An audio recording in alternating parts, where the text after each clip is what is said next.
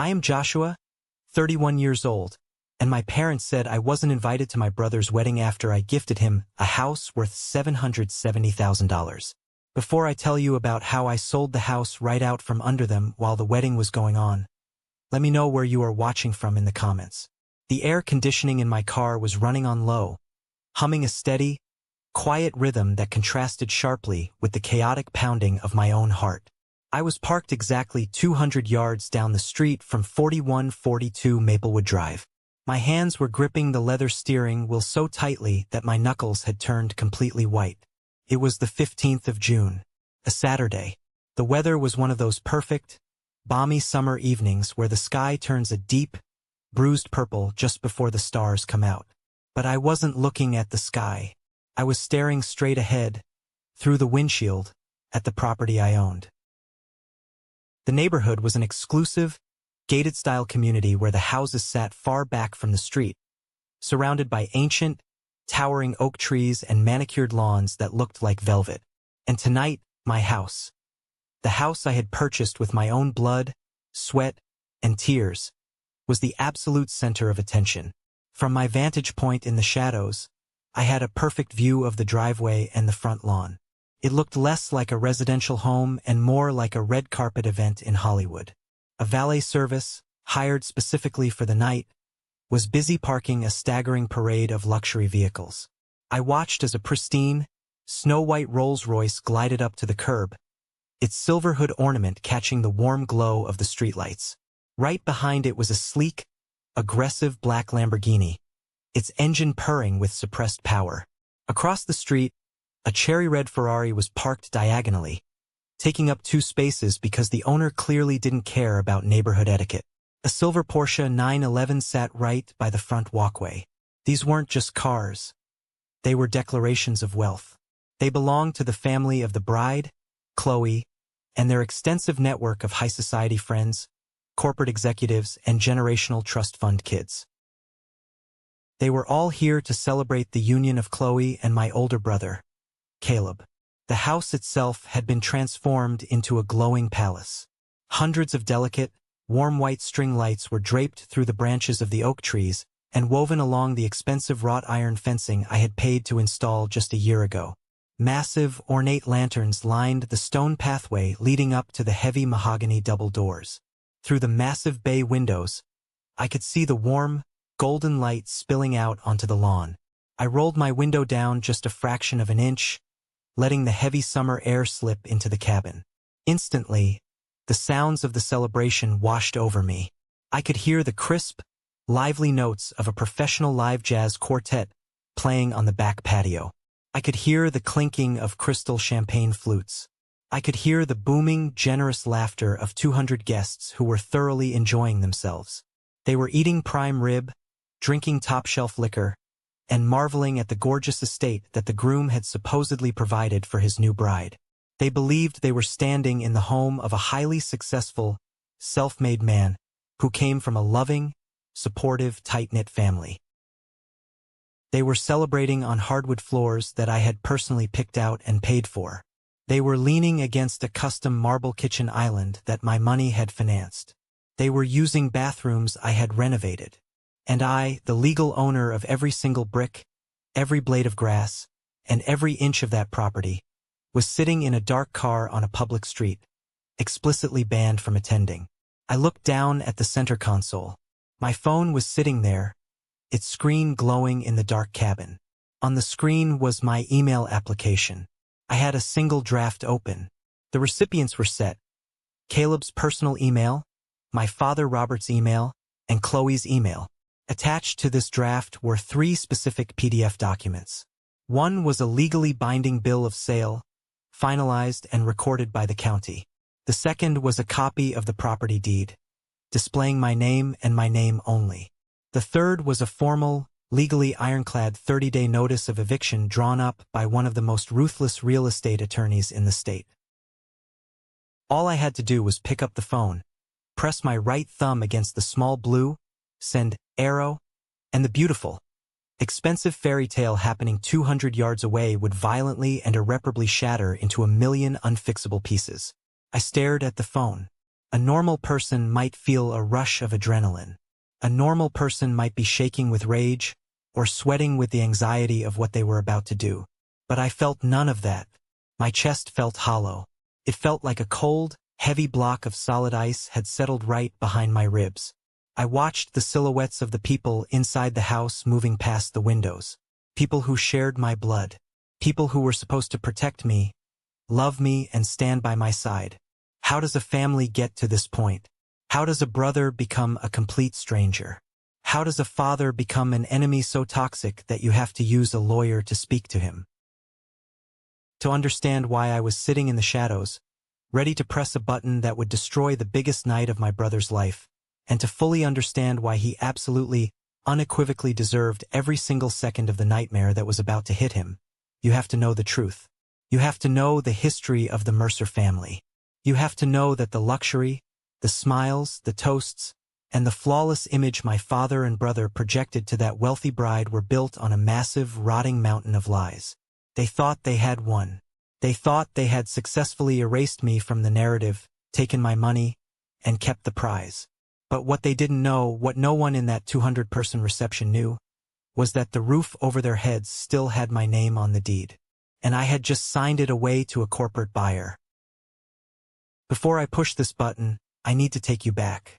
Not a few months, not a couple of years. I need to take you back exactly 17 years, to a cold, miserable Tuesday in October. Because that was the day my mother took her last breath. That was the day the only real parent I ever had disappeared from the earth, and the heavy metal door of my childhood slammed shut forever, locking me outside in the cold. My mother, Sarah, was 38 years old when she died. It was ovarian cancer. It was fast. It was ruthless. And it stripped the life from the most vibrant, fiercely loving woman I had ever known. Before she got sick, she was the absolute anchor of our home. She was the gravity that kept our family from flying apart. More importantly, she was the only one who enforced fairness in a house governed by a man who didn't understand the word. If Caleb got a new pair of expensive baseball cleats for his season, my mother made sure I got the new basketball shoes I had been staring at in the store window. If Caleb got an hour of help with his history project, I got an hour of help with my algebra homework. She didn't believe in the concept of a golden child. She didn't play favorites. She believed a house could only stand if the foundation was even. But when she got sick, that foundation started to crack. When she passed away, it completely collapsed. I was 14 years old. I remember the funeral with a vivid, agonizing clarity. The sky was the color of bruised iron, heavy and gray, threatening rain but never quite breaking. The air smelled intensely of wet dirt, crushed grass, and those cheap, overpowering lilies they put in funeral homes. I stood at the edge of the open grave, shivering, not just from the cold wind, but from a deep, bone-rattling shock. I was wearing a black suit that was a size too big, the sleeves hanging past my wrists. My father, Robert, stood on the opposite side of the casket.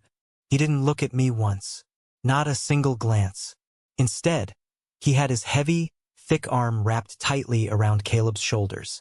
Caleb was 16 at the time, already built like a high school linebacker, taller than our dad. Caleb was staring at the ground, tears silently streaming down his face. As the pastor finished his final prayer, Robert pulled Caleb tight against his side. He didn't whisper. He spoke loudly, ensuring that all the aunts, uncles, and family friends gathered around could hear his declaration. "You're the man of the house now, son," Robert said, his voice thick with emotion. "It's just you and me against the world now. You're my right hand." I was standing 3 feet away, 14 years old, completely shattered, and completely invisible. No one stepped toward me. No one patted my shoulder. Except for one person, Martha. She was my mother's best friend since college. A sharp-tongued, fiercely independent, no-nonsense real estate agent who always told it straight. She saw what was happening. She broke away from the crowd, knelt down right in the damp grass, completely ruining her expensive black stockings, and gripped my hands tight. Her eyes were red and puffy, but her voice was as steady as a rock. I promised your mother I'd always have your back, Joshua, she whispered fiercely, looking me dead in the eyes. I promised her I would watch out for you. Don't you ever forget that. You are not alone. I didn't understand the legal and financial weight of her words at the time. I was just a grieving kid. I didn't know that in her final, agonizing weeks in hospice care, my mother had secretly signed legal paperwork making Martha my godmother. My mother wasn't naive. She knew exactly what Robert was. She knew exactly what he would do to me once she wasn't around to act as a human shield. The shift in the house dynamics was immediate and brutal. The day after we buried her, our home formally split down the middle into two entirely different universes. Caleb's universe was paved with gold. My universe was paved with whatever scraps accidentally fell off the table. When Caleb turned 17, a pristine, aggressively polished used Ford Mustang suddenly appeared in the driveway. Robert tossed him the keys with a massive, proud grin, clapping him on the back. "For my boy," he declared. 2 weeks later, I walked into the living room. Robert was sitting in his recliner, drinking a beer and watching a football game. I stood nervously by the coffee table. "Dad," I started, keeping my voice low, "I need $40 for the required reading books for my sophomore English class. The teacher said we need them by Monday." Robert didn't take his eyes off the television screen. He took a slow sip of his beer, swallowed, and waved his hand dismissively. "Ask your brother. I already gave him the household budget for the week. He's managing the finances to learn responsibility." I didn't ask Caleb. I knew exactly how that would go. 2 days earlier, I had knocked on Caleb's bedroom door at 5 in the morning. I had an interview for an academic scholarship across town, my only ticket out of that house, and the city bus didn't run that early on weekends. "Caleb," I had whispered through the crack in the door, "can I borrow the Mustang for just 2 hours? I have that scholarship interview. I'll put gas in it." Caleb rolled over in his warm bed, pulling the thick comforter up to his chin. He didn't even open his eyes. "Take the bus, loser. Not my problem. Shut the door, you're letting the cold air in." I walked 3 miles in the freezing pre-dawn rain to make that interview. My shoes were soaked. My slacks were ruined. But I got the scholarship. And I also got a job. The week I turned 16, I started working at a greasy, 24-hour diner out on the highway. I worked 4:30 in the morning shifts before the school bell rang. I wiped down sticky tables, mopped floors smelling of bleach and old coffee, and served breakfast to exhausted truck drivers. I bought my own school clothes. I bought my own calculators. I paid for my own winter coat when the zipper on my old one completely broke off in January, and neither my father nor my brother even noticed I was shivering. I became a ghost in my own house, slipping silently through the hallways while Robert and Caleb loudly bonded over sports, expensive steaks, and the endless stream of cash Robert handed out. But the deepest knife twist, the ultimate betrayal, came later. When I was 18, just weeks away from leaving for college, Martha called me. She told me to come to her house immediately. When I walked into her kitchen, she was sitting at the table with a thick manila folder. She looked furious. "Sit down, Joshua," she commanded. She opened the folder and slid a stack of official bank records across the wood. "Your mother wasn't stupid," Martha said, her jaw tight, her voice trembling with suppressed rage. "She knew your father favored Caleb. She knew it in her bones. Before she died, she set up a dedicated college fund for you. A secure account. An inheritance, essentially, meant purely for your education. It was exactly equal to what Caleb had in his." I stared at the black and white numbers on the page. My name was at the top. The balance at the bottom was 0. "Where is it?" I asked, my voice cracking. "Your father," Martha said, slamming her hand on the table. "He was listed as the legal custodian of the accounts until you turned 18. 2 months after she died, Joshua. 2 months. He drained your college fund. Every single penny. He transferred it entirely into Caleb's account. He bought Caleb's Mustang with your mother's money. He paid for Caleb's private golf lessons with your future. I drove home like a madman. I burst into the living room. Robert was sitting in his usual spot, feet up. I stood directly in front of the TV, blocking the screen, clutching the bank statements in my shaking hands. "You stole my money," I said, my voice eerily calm despite the fire in my chest. "Mom left that for me. That was my college fund." Robert slowly lowered his beer. He didn't look guilty. He didn't look ashamed. He looked incredibly annoyed that I was interrupting his game. "I reallocated family resources," he said smoothly, completely unfazed. "Caleb has a real future in business. He needs the financial backing and the image. You're smart, you're a survivor.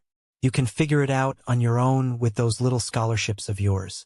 It's for the good of the family name. Now move, it's third down." The next morning, I packed everything I owned into 2 faded duffel bags. I walked out into the living room.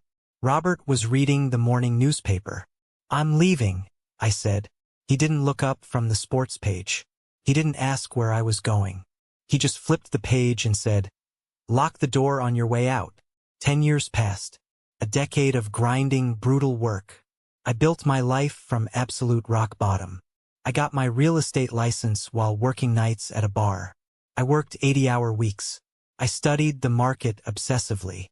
I climbed the ladder rung by bleeding rung. By the time I was 28, I wasn't just surviving. I was thriving. I earned a massive promotion at a top-tier brokerage. My salary was deep into the 6 figures.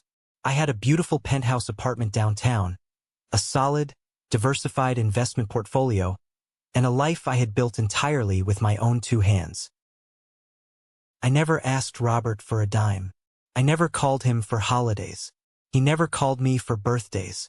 I thought the past was dead, buried under layers of success and therapy. Then, on a random Thursday afternoon, his name flashed on my phone screen, and like a desperate, foolish child still craving a drop of water in a barren desert, I pressed answer. "Joshua," just my name. That was the entirety of his greeting. No hello. No, "How have you been these past 10 years?" No acknowledgement whatsoever that an entire decade had evaporated since the morning he told me to lock the door and walk out of his life. Hearing his voice, that deep, gravelly, authoritative baritone, instantly transported me back to being a terrified teenager standing in his living room. I was sitting in my corner office, looking out over the city skyline. I gripped the edge of my mahogany desk. "What do you want, Dad?" "Your brother needs a place," Robert stated. He didn't ask. He announced it as a fact that required my immediate action. "He's getting very serious with a girl, Chloe Ashford. Good family. Extremely wealthy family. Old money. He can't be bringing a girl of her status back to some rented, cramped apartment downtown. It makes him look weak. It makes us look bad. Help him out. Help him out." Like I was the family handyman being called in to fix a leaky faucet. Like I hadn't spent the last 10 years clawing my way out of the poverty he intentionally abandoned me in. I should have hung up the phone. I should have laughed out loud, told him to go straight to hell, and blocked his number forever. But human psychology is a twisted, pathetic thing.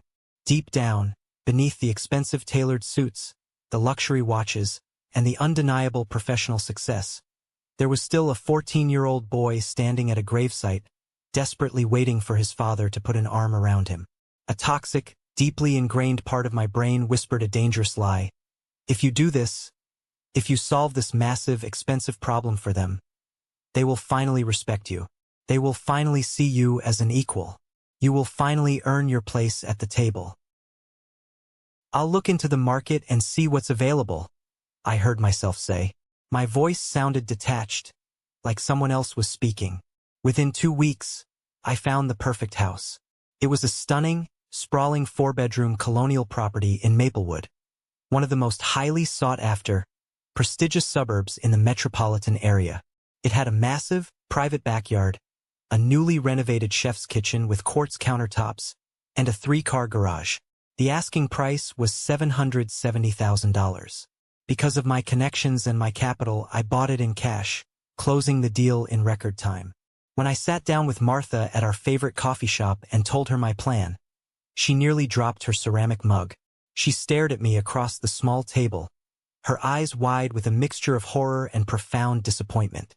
She looked at me the way you look at a person knowingly walking into oncoming traffic.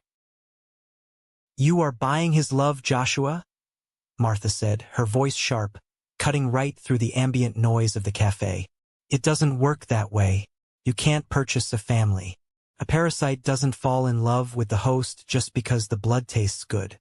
They will take this house, and they will still treat you like garbage. It's just an investment, Martha." I lied, unable to meet her gaze. I stirred my black coffee defensively.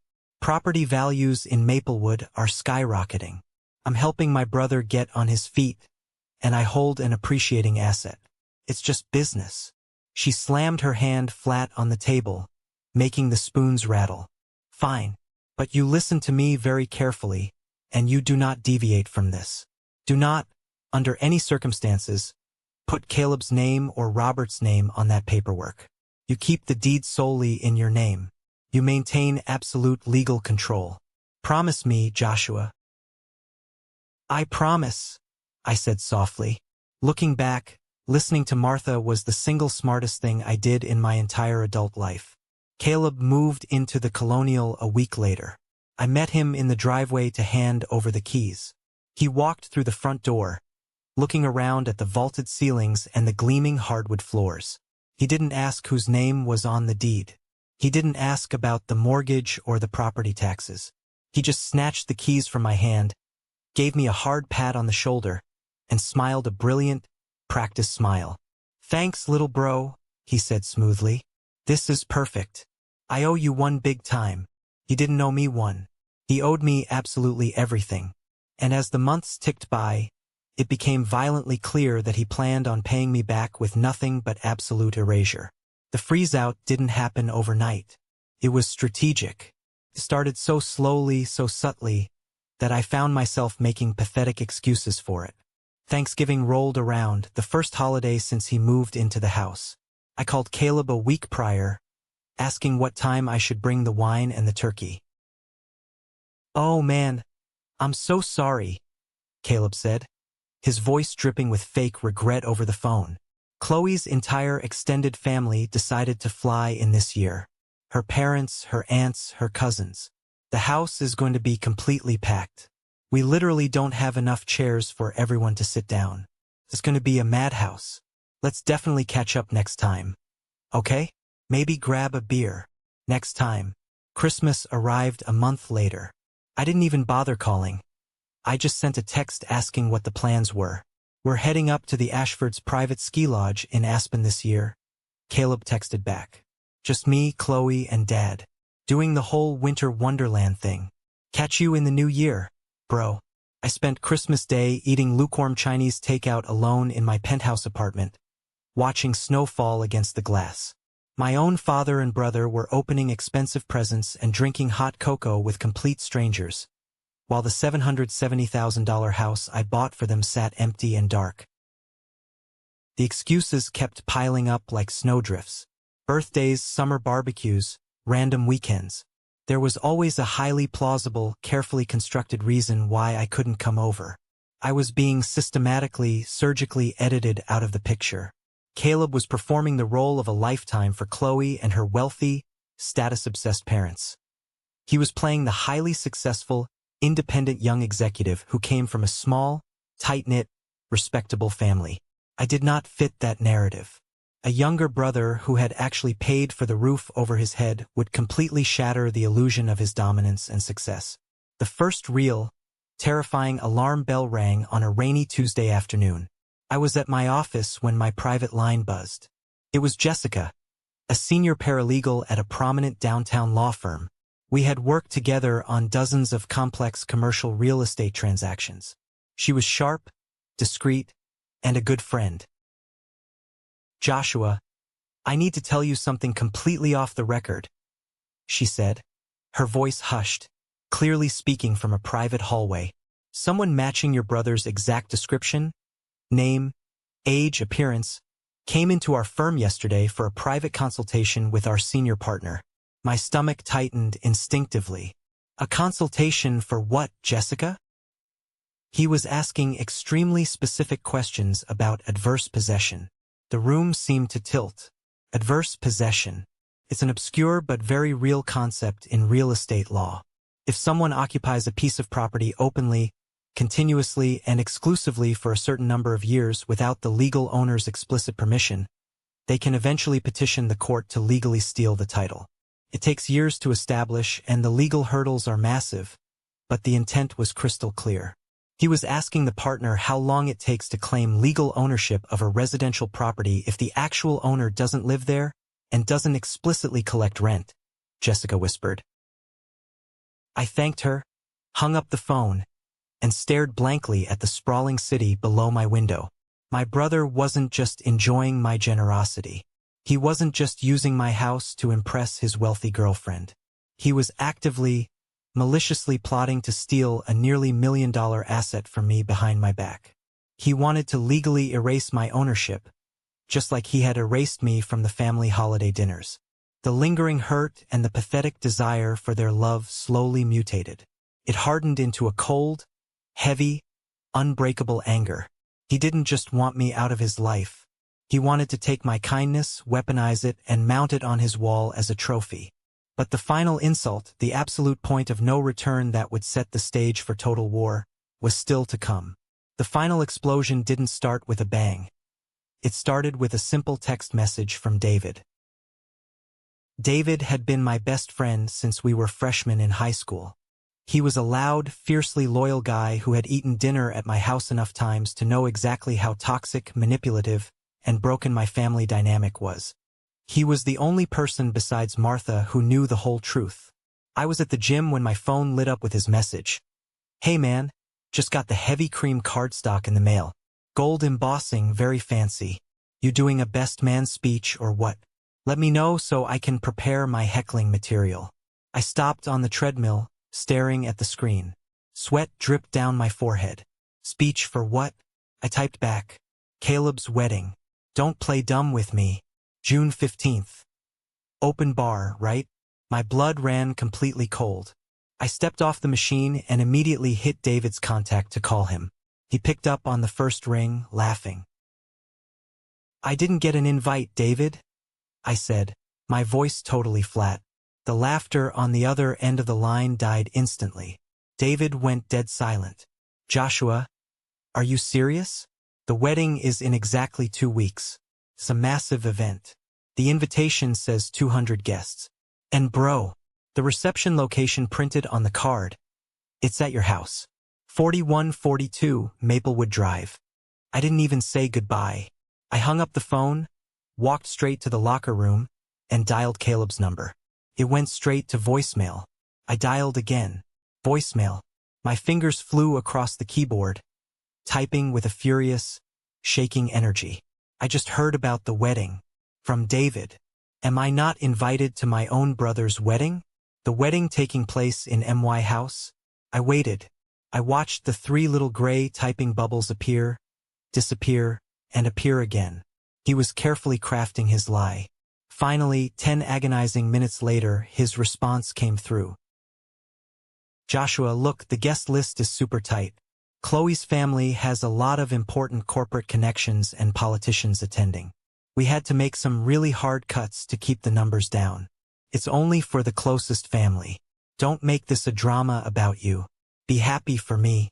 I read the words again, my vision blurring with pure rage. Hard cuts. Closest family. I was his biological brother. I bought the ground he was standing on. And I was a hard cut. The wedding is at MY house, Caleb, I texted back. You are hosting 200 people on my property without asking me. His response was instant, dripping with the kind of arrogant entitlement that made me want to punch a hole through the wall. Then it's been my house for 2 years. Everyone knows that. Just let it go and don't ruin this for me. I threw my phone into my gym bag. The sheer audacity. The absolute, breathtaking disrespect. I drove home in a daze, walked into my apartment, and immediately called my father. Robert picked up on the 3rd ring. He sounded annoyed. The sound of a golf tournament playing loudly in the background. What is it, Joshua? I'm busy watching the Masters. Dad, I said, my voice tight. Caleb is having a 200-person wedding at my house in 2 weeks, and I'm not invited. Did you know about this? Of course I knew, Robert said calmly, not even bothering to lower the volume of the TV. It's his wedding, his rules. Her family is paying a fortune for the catering and the band. They want their people there. They don't know you. It's my house, I yelled, losing my composure, my voice cracking, echoing off my apartment walls. I paid for it. I bought it for him with my own money. Oh, stop being so dramatic, Robert scoffed, a sneer evident in his voice. You let him live there. It's basically his now. He's maintained it. Stop trying to ruin his big day with your petty jealousy. You always do this. You always try to make yourself the victim. You'll be fine. You always are. You always are. That was it. That was his justification for a lifetime of neglect and abuse. Because I survived, because I didn't break under the weight of his cruelty, he felt permitted to keep crushing me. My resilience was his free pass to be a monster. You're a coward, Dad, I whispered, and hung up the phone. An hour later, my phone buzzed again. An unknown number. Hi Joshua, this is Chloe. Caleb told me you are harassing him about the wedding arrangements. I understand you feel left out, but we appreciate the house. But please don't use it as leverage to force your way into an intimate family event. We need positive energy right now. Please respect our boundaries. I stared at the screen, my jaw clenched so hard my teeth ground together. Intimate family event. Leverage. Caleb had completely poisoned the well. He had painted me as the bitter, estranged, manipulative younger brother trying to ruin his perfect life by dangling a house over his head. I needed to see exactly what kind of lie he was selling to her and her family. I opened Instagram. I had unfollowed Caleb a year ago for my own mental peace, but his profile was public. I scrolled through his feed, a sickening feeling rising in my throat. It was a masterclass in psychological erasure. Every single family photo from the past 10 years had been meticulously curated. He had used Photoshop to crop me out of group shots. Photos of Thanksgiving dinners, Christmas mornings, even a wide shot of my mother's memorial service. In every image, I was simply gone. Erased. Then I found a photo posted a month ago. Caleb, Chloe, Robert, and Chloe's parents. A stern-looking woman named Eleanor and her husband, standing in the newly renovated kitchen of the house I bought. They were all holding up expensive glasses of red wine, smiling brilliantly. The caption read, "Celebrating our engagement in the beautiful home my amazing dad bought for us. So lucky to be his only child. Family is absolutely everything." I stared at the words, "only child, dad bought for us." I scrolled down to the comments. Chloe's mother, Eleanor, had commented, "Such a generous gift from a wonderful father-in-law. We love you both." Caleb had replied, "Dad has always taken care of me. Just us two." I didn't scream. I didn't cry. The hollow ache that had lived in my chest for 17 years simply vanished. It evaporated, replaced by a razor-sharp, freezing, absolute clarity. He didn't just want my house. He wanted my entire existence wiped from the face of the earth, while he stood on my property and let our father take the credit. I sat at my computer. I took high-resolution screenshots of everything. Every lie on Instagram, every cropped photo, every text message between me, Caleb, and Chloe. I put them in a secure, encrypted folder. Then, I picked up my keys and drove straight to the downtown law office of Anthony Vance. Anthony was a ruthless, brilliant shark of a real estate lawyer. He wore suits that cost more than most people's cars, charged $800 an hour, and he was worth every single penny. I walked into his office, bypassed his secretary, and dropped the heavy manila folder onto his mahogany desk. Inside was the deed, the bank wire transfers, and the property tax receipts showing I had paid every dime. "I need to sell a house," I said, my voice dead calm. "Immediately, quietly, and I need the current occupants legally removed." Anthony adjusted his expensive reading glasses and reviewed the paperwork for 5 minutes in silence. He looked up, his eyes sharp. Is there a lease agreement? A verbal rental contract? Any written correspondence promising your brother equity or long-term tenancy? Nothing, I said. He pays absolutely no rent. I pay the property taxes. He has no legal standing whatsoever. Under the law, he is nothing more than a long-term guest. Anthony smiled. It was a terrifying, predatory smile. Then you possess absolute, unmitigated power, Joshua. The market is incredibly hot right now. I have a corporate buyer, an all-cash holding company out of Delaware, looking for premium rental properties in that exact neighborhood. They waive inspections. We can close this in 10 days. Clean, fast, brutal sale. Do it, I said without hesitation. But I have one condition. I want the closing date to be exactly June 14th. Anthony raised an eyebrow, looking at his calendar. The day before the wedding? Exactly, I said. He wanted a family without me in it. He wanted an only child narrative. Fine. I am going to give him exactly that. But he is not going to do it in my house. That brings us back to the car. To the dark, humid street. To the evening of June 15th. The transaction had executed flawlessly. At exactly 2 p.m. the day before, the title agency had recorded the transfer. The massive sum of funds, all $770,000, minus Anthony's hefty commission, was currently sitting safely and irrevocably in my high-yield investment account. Legally, the house on Maplewood Drive now belonged to a faceless corporate entity based out of a P.O. box in Delaware. Caleb had no idea. Robert had no idea. Chloe's wealthy, arrogant family had no idea. They were currently drinking top-tier champagne and dancing inside a building they were legally trespassing in. My phone buzzed loudly on the passenger seat, vibrating against the leather. It was a text from David. He was my man on the inside, sitting at table number 4, deep in the belly of the beast. David, they're starting the speeches. The bride's mom, Eleanor, just gave a toast talking about how proud she is of Caleb's self-made success and strong family roots. I might literally throw up on the centerpiece. I typed back quickly, hold your ground. Do not say a word yet. Wait for the signal. David, Caleb is standing up now. He's grabbing the microphone. The crowd is getting quiet.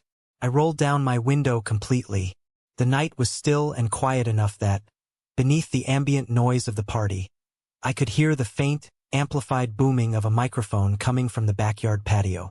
I couldn't make out the exact words through the trees, but I didn't need to. David was live texting the transcript like a court reporter. David, he's thanking Chloe, saying she's the love of his life. Blah, blah, blah. David, now he's talking about Robert. He's looking right at him. David, Joshua, I swear to God.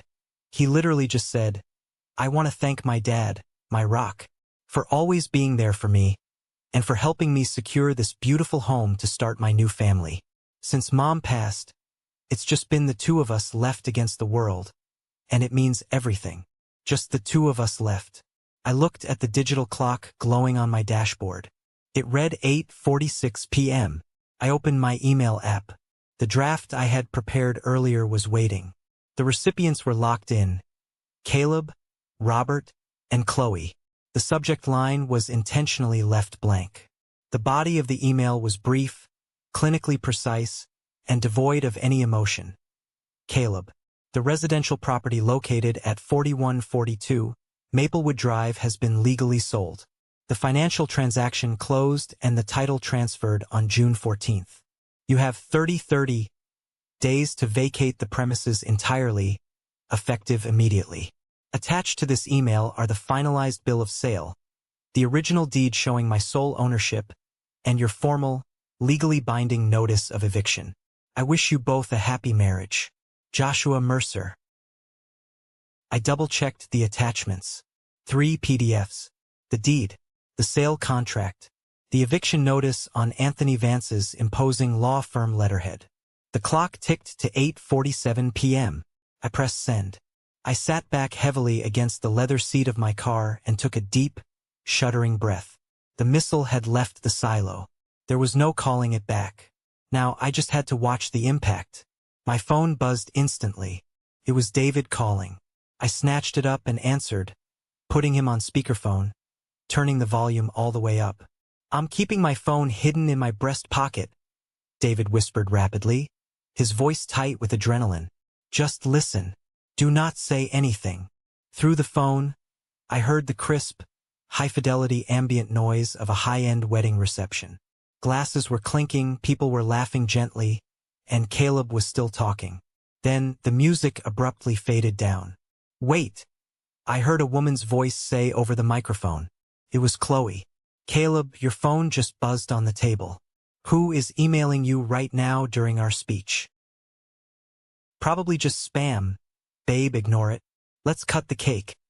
Caleb's voice sounded slightly nervous, trying to project his usual effortless charm to the crowd. "It's from someone named Joshua," Chloe said. Her voice sharpened, losing its sweet bridal tone. "Who is Joshua?" There was a heavy, suffocating pause. I could imagine the color draining from Caleb's face. "Nobody," Caleb said quickly, his voice tight. "Just a guy from work. Just an old colleague." "Give me the phone, Chloe, please." "No," Chloe said sharply. I could hear the rustle of heavy silk fabric as she pulled away from him. He attached documents. "Wait. What is this?" Silence stretched over the phone line. 10 seconds. 15. It was the kind of absolute, dead silence that completely sucks the oxygen out of a room. 200 people were holding their breath. "Caleb?" Chloe's voice trembled, rising in pitch until it was almost a shriek. "This is a property deed. To this house. It says the sole owner is Joshua Mercer. And, oh my God, this is an eviction notice. What is going on?" Low, confused murmurs began to ripple through the massive crowd.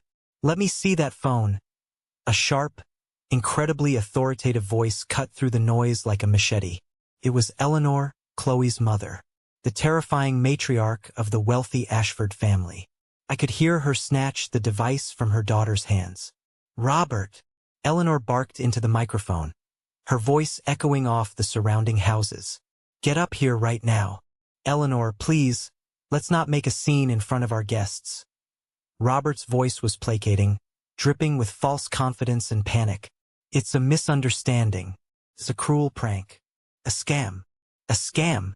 Eleanor's voice was like a cracking whip. "This is a registered bill of sale from Anthony Vance's law firm. I know Anthony Vance. It says the house was sold yesterday by Joshua Mercer. Who the hell is Joshua Mercer? And why is he evicting my daughter onto the street on her wedding night?" "He's crazy," Caleb shouted, his voice cracking with pure, unadulterated panic. "He's a distant, estranged cousin. He's obsessed with me. He forged this paperwork to ruin my life. That was it. That was the cue David had been waiting for." "He's your brother." David's voice boomed over the crowd. He didn't have a microphone, but he didn't need one. He projected his voice with the fury of a man who had watched his best friend get abused for over a decade. I grinned fiercely in the darkness of my car. "What did you just say?" Eleanor demanded, her voice dropping to a lethal whisper. "His name is Joshua Mercer," David yelled, ensuring every single one of those 200 wealthy guests heard him loud and clear. "He is Caleb's younger, biological brother. And he is the man who bought this house for Caleb 2 years ago with his own hard-earned money. Caleb lied to you. Robert lied to you. Joshua paid for this roof. And you people wouldn't even let him in the front door tonight." Pandemonium. Utter chaos erupted through the phone speaker. Guests were gasping loudly. Whispers turned into loud arguments. Chairs scraped violently against the patio stones. "Caleb, is this true?" Chloe was sobbing hysterically now.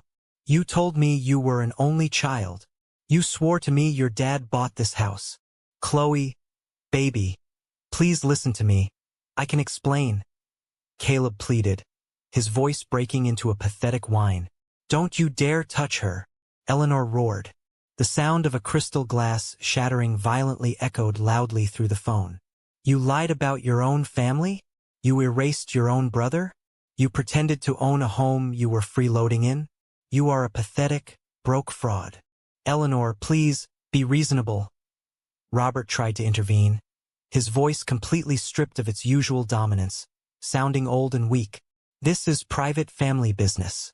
We can handle this quietly inside. Your family is a pack of liars and thieves. Eleanor spat, her voice ringing with absolute finality. There is no marriage here. The wedding is over. Everyone, get out of this house. Through my windshield, I watched the heavy front double doors fly open. Eleanor stormed out into the warm night air, her expensive heels clicking furiously against the stone pavement. She was physically dragging Chloe by the wrist.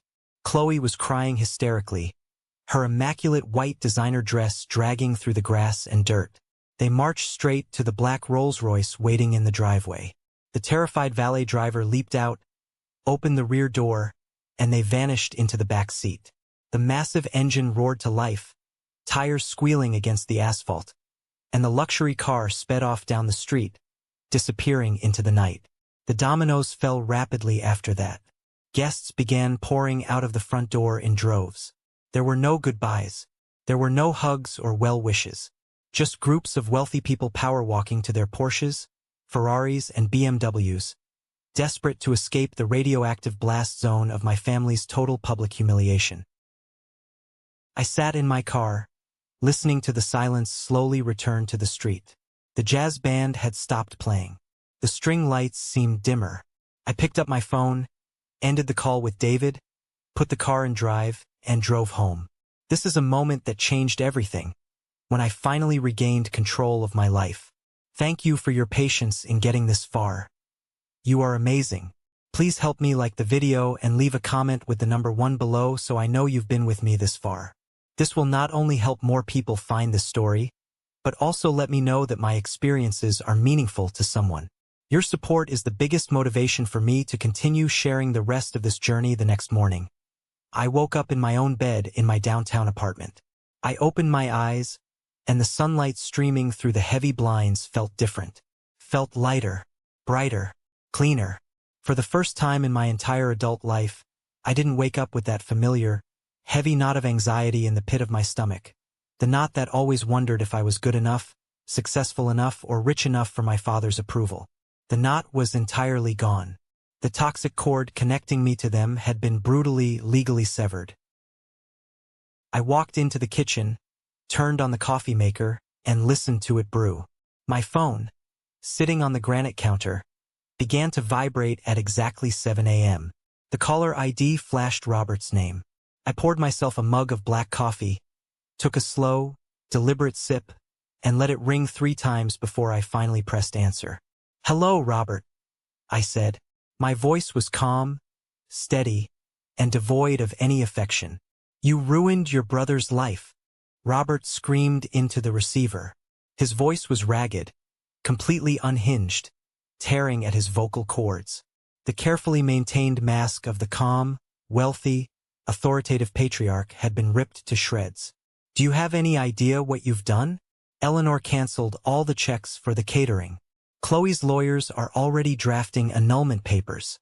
You publicly humiliated us in front of the entire country club. What the hell is wrong with you?" I leaned back against the counter, holding the warm mug. "I didn't humiliate you, Robert. The truth humiliated you. I simply provided the documentation to back it up."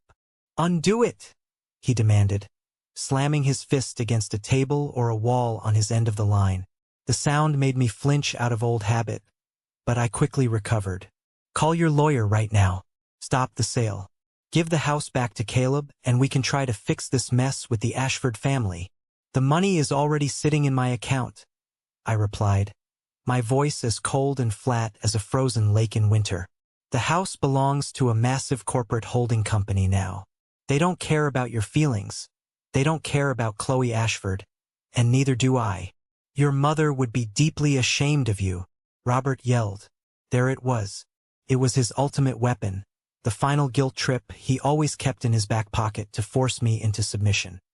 He invoked the ghost of the woman he had betrayed to control the son he despised. My jaw locked. I gripped the phone tighter, but my voice didn't waver. I want to put this on the record, Robert, so listen carefully. Mother wouldn't be ashamed of me. She would be utterly disgusted by what you did to her son. She would be sickened that you stole my inheritance, my college fund, to buy Caleb a car. She knew exactly what kind of monster you were, which is why she secretly made Martha my godmother. You are a thief, and you are a terrible, pathetic excuse for a father. Do not ever contact me again. I hung up the phone.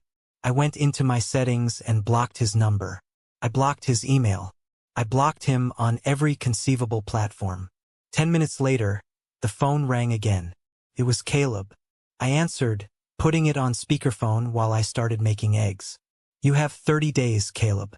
The clock started last night. Joshua, you can't do this. Caleb sounded completely broken.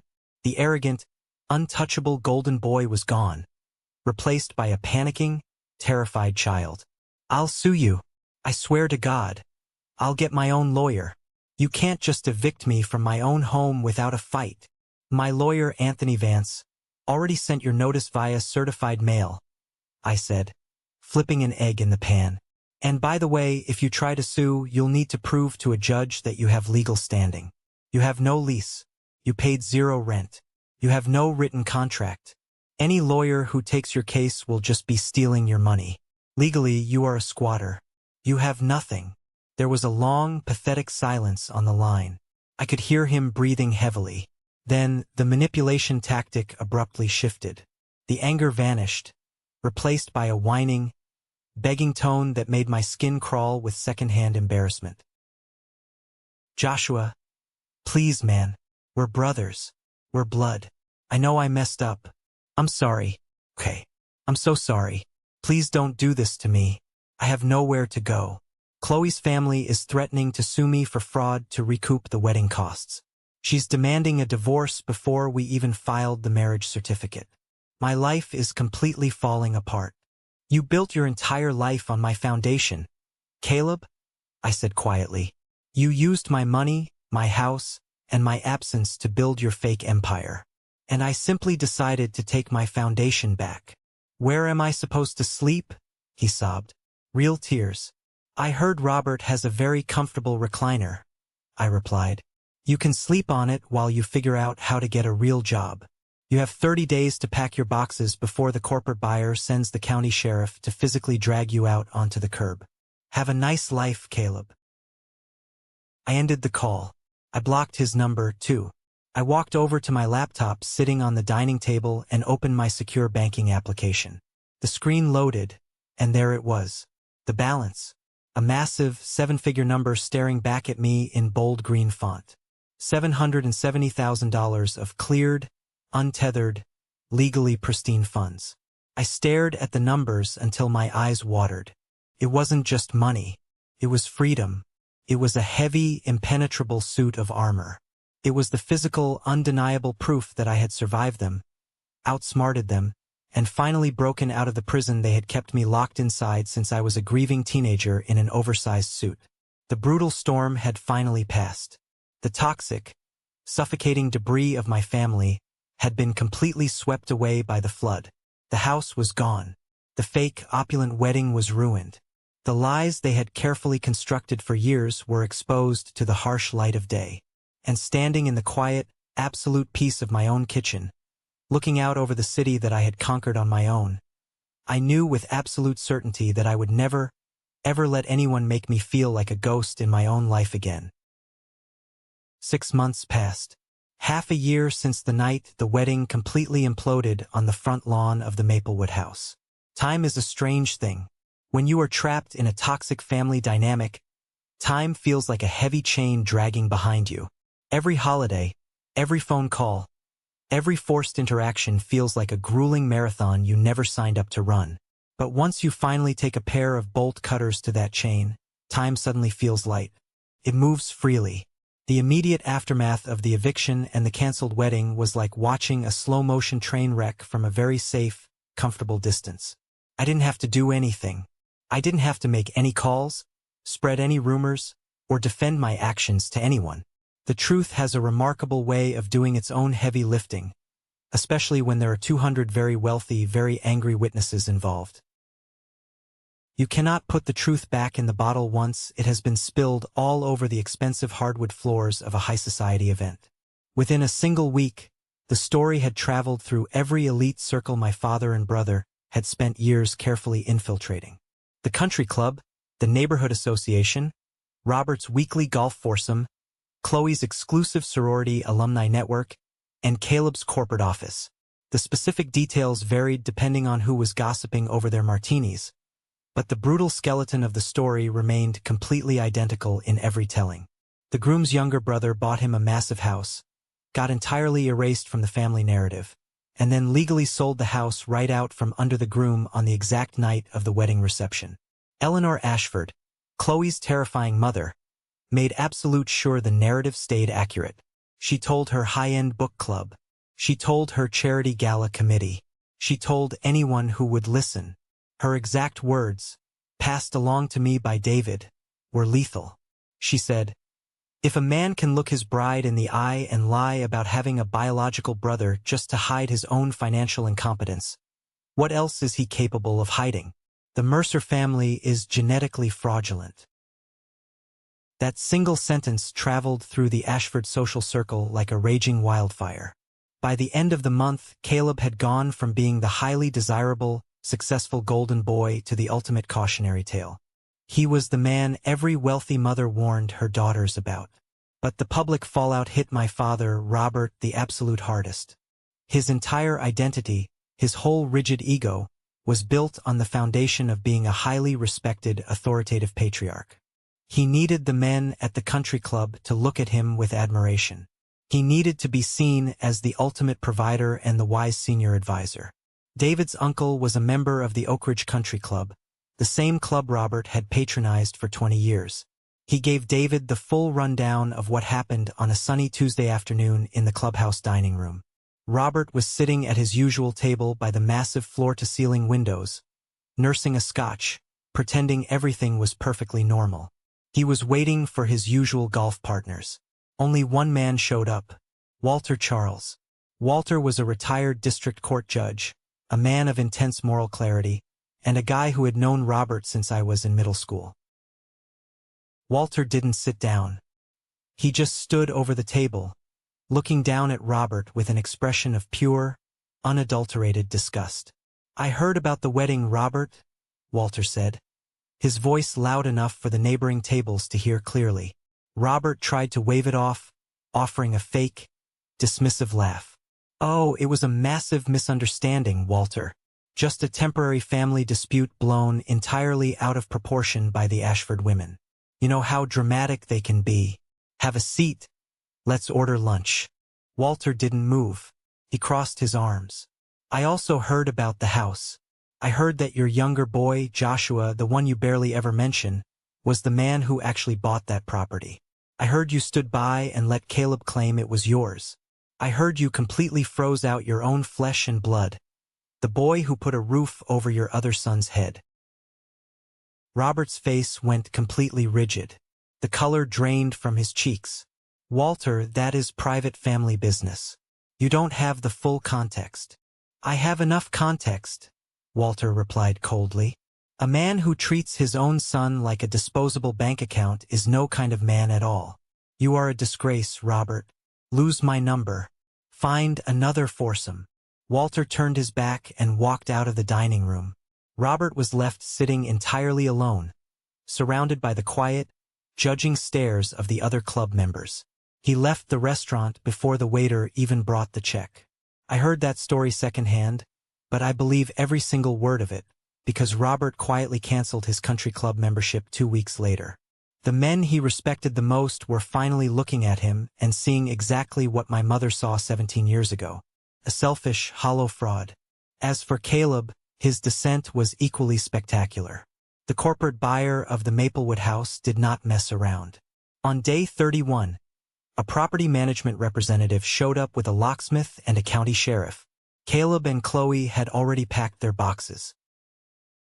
Chloe did not file for divorce, which genuinely surprised me at first. But when I heard the terms of her staying, I realized it wasn't out of deep, unconditional love. It was about control. Eleanor Ashford wanted to destroy Caleb, but Chloe was deeply embarrassed by the prospect of a cancelled marriage hitting the society papers. So, she kept him, but she put him on a brutally short leash. They moved into a cramped, two-bedroom apartment on the other side of town. There was no sprawling backyard, no string lights, no marble kitchen island, and definitely no patio for a live jazz quartet. It was a massive downgrade, a stark, daily reminder of exactly what Caleb had lost through his own staggering arrogance. Chloe laid down absolute, non-negotiable terms.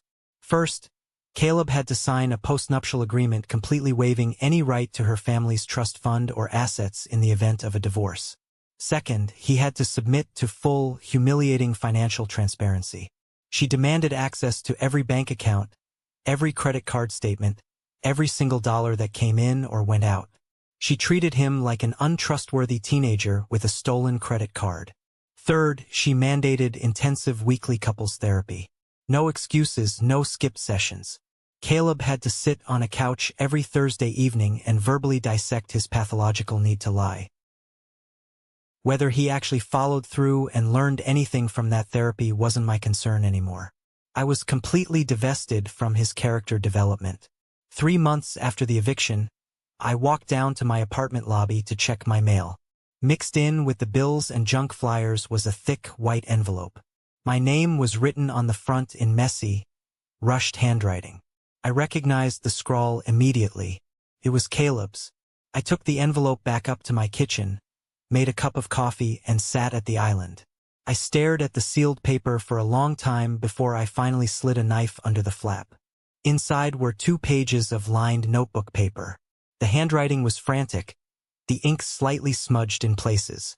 It was the handwriting of a man who was writing fast because he was absolutely terrified he would lose his nerve if he stopped to think.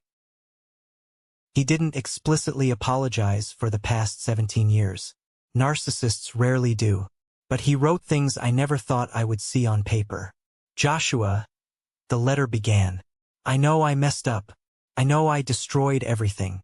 The apartment we live in now is tiny. Chloe looks at me like I am a stranger every single morning. Her mother treats me like a criminal. Every time I try to defend myself, they bring up the deed to the Maplewood house. They bring up your name. I don't know how to fix this. I don't know how to get my life back to where it was. Chloe keeps asking me specific questions about you, about our childhood, and I don't even know what to tell her because I realize I don't actually know you anymore. And I know that is entirely my fault. I took you for granted. I thought you would always just be there, fixing things, taking the hit. I was wrong. I read the letter twice. I absorbed the words. I let the reality of his misery wash over me. I didn't feel a triumphant rush of joy. I didn't feel the urge to call him and rub salt in the wound. I just felt a profound, quiet sense of closure. He was finally experiencing the consequences of his own actions. The protective bubble Robert had built around him had popped. I carefully folded the 2 pages, walked into my bedroom, and placed the letter in the bottom drawer of my nightstand. I closed the drawer. I didn't write back. I didn't call him. Not because I actively hated him with a burning passion anymore, but simply because I wasn't ready. And for the very first time in my 31 years of life, I allowed "not ready" to be a complete, valid sentence. I didn't owe him my forgiveness just because he was finally uncomfortable. Robert never reached out. No letter, no angry voicemail, no passive-aggressive messages passed through relatives. Just absolute, deafening silence. It was the exact same silence he had given me my entire childhood whenever I needed a father. Except now, it was the only language he had left to speak. I didn't wait by the phone for him. I was completely done waiting for a train on a track that had been torn up a decade ago. While their lives were shrinking, mine was expanding. I had $770,000 sitting in my high-yield account. My lawyer, Anthony, advised me to dump it into a diverse index fund or buy another commercial property. From a strictly financial standpoint, he was absolutely right. But every time I looked at that massive number on my banking app, it felt heavy. Felt like blood money. It was the physical manifestation of my trauma, a refund for a childhood I could never get back. I didn't want to just invest it and watch it grow. I wanted to cleanse it. I wanted to turn poison into medicine. I called Martha. We met at Anthony's lavish downtown office on a rainy Tuesday afternoon. We sat around his massive mahogany conference table. I slid a heavily researched proposal across the polished wood. Anthony put on his reading glasses, and Martha leaned in to look at the paperwork. "I don't want to keep this money," I said, my voice steady and certain. "I paid off the last tiny fraction of my student loans last week. My salary is more than enough to sustain my lifestyle. I want to build something with this capital. Something permanent." Martha looked down at the first page of the document. Her hand flew up to cover her mouth, and her eyes instantly filled with tears. Printed in bold black letters at the top of the page were the words, "The Sarah Mercer Foundation." "I want to establish a scholarship and grant fund," I explained, looking at Martha. "A fund specifically designed for young adults between the ages of 18 and 24 who have lost a parent and find themselves completely cut off from financial support. Not just a standard college fund for tuition. I want this to cover the practical, terrifying things that nobody thinks about when a kid is suddenly orphaned or abandoned. I want it to cover professional licensing fees. I want it to cover first and last month's rent for their first apartment. I want it to cover emergency medical bills or the cost of a reliable used car so they can actually get to a job interview in the freezing rain." Anthony took off his glasses and looked at me with a rare expression of genuine respect. "This is a substantial amount of seed capital, Joshua. Properly managed and invested in a trust, this foundation could operate in perpetuity. We can set up a board of directors. We can ensure the disbursements are tax-exempt. I want you to handle the legal framework, Anthony," I said, "and I want Martha to be the president of the board. Nobody knew my mother's heart better than her. She knows exactly how to spot a kid who needs a real lifeline, not just a handout." Martha stood up from her leather chair, walked around the massive table, and pulled me into a fierce, bone-crushing hug. She was crying openly now, her tears soaking into the shoulder of my suit jacket. "Your mother is looking down right now, Joshua," Martha whispered fiercely into my ear. "And she is so incredibly proud of the man you fought to become." We spent the next 4 hours hammering out the legal details, drafting the mission statement, and transferring the funds. We didn't issue a flashy press release. We didn't host a self-congratulatory charity gala at a country club. We didn't post anything on social media to fish for compliments. We just quietly opened a bank account, filed the government forms, and started looking for our first applicant. A month later, we wrote our very first grant check to a 19-year-old girl who had lost her mother to cancer and was working 3 minimum wage jobs just to keep a roof over her head while studying for her nursing exams. When I handed her that check, the last remaining shard of ice in my chest completely melted away. I didn't name the foundation after myself. I named it after the woman who saw 17 years into the future, the woman who made a desperate plan to protect a son she wouldn't live to raise. My mother left me a shield, and I was finally using it to protect others. My life settled into a beautiful, predictable rhythm. Thursday nights became my absolute anchor. Every single week, without fail, Martha, David, and I would get together for dinner. Sometimes we ate at Martha's cozy house, sometimes at my place, and sometimes at a loud, chaotic Italian restaurant downtown where the owner knew our garlic bread order by heart. Occasionally, Anthony Vance would even drop by, leaving his ruthless lawyer persona at the door and telling terrible, dry jokes over glasses of red wine. We would eat, we would argue about sports, we would complain about the real estate market, and we would laugh until our ribs physically ached. We never talked about Caleb. We never talked about Robert. We never mentioned the house on Maplewood Drive. As I sat at that table, looking at the faces of the people laughing around me, I experienced a profound realization. This was my family.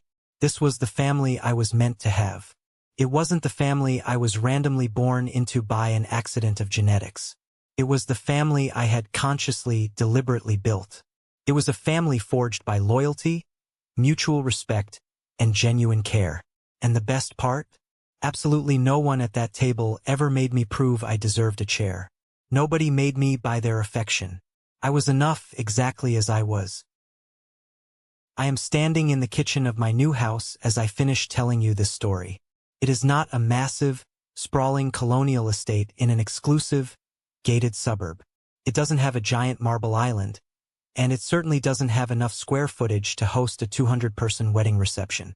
It's a modest, single-story, two-bedroom craftsman house built in the late 1990s. It sits on a quiet, unassuming street lined with mature maple trees.